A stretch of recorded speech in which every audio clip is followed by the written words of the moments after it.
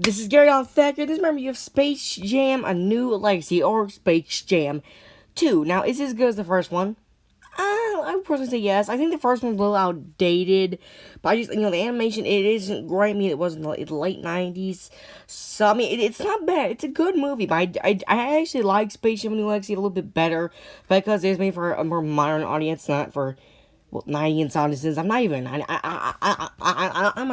a 2010 scale. I was born in 2008. Okay, but also I gotta get this out of the way too.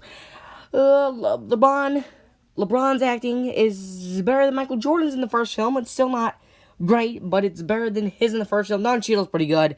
Actually, he's pretty good. The tunes, I actually think the tunes, their voices are way better than they are in the first film. Of course, that was 20 years ago. So let's not talk about the first one. I'm talking about this one, and what we're talking about.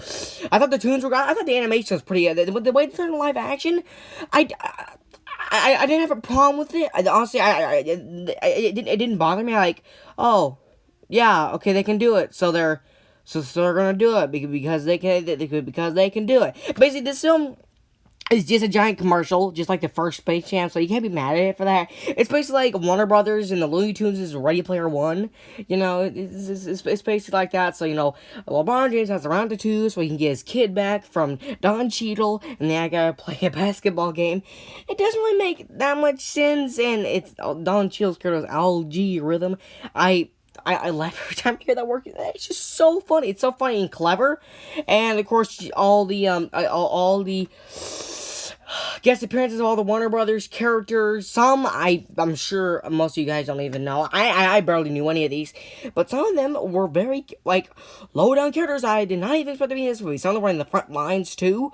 But honestly, the basketball game itself is actually pretty good. I like the animation. The story is iffy at some points, but overall it is okay. I would say that. I'd say it's decent at best. And also, I don't know why his followers are gotta be captured. Doesn't really make any sense. And the tunes will be deleted because we have to have some stakes for the tunes in this now, don't we? I thought they were going to do the 2011 Muppet thing where you're like, oh, they're outdated, no one cares about the Looney Tunes. But they didn't do that because people do care about the Looney Tunes. I would be really mad if they went that route, but they didn't. So, what do you guys think of Space Jam 2: A New Legacy? I thought pretty good. Pretty good. I thought it was pretty good. Maybe even better than the original. But I guess now, Bye-bye, carried on Thacker.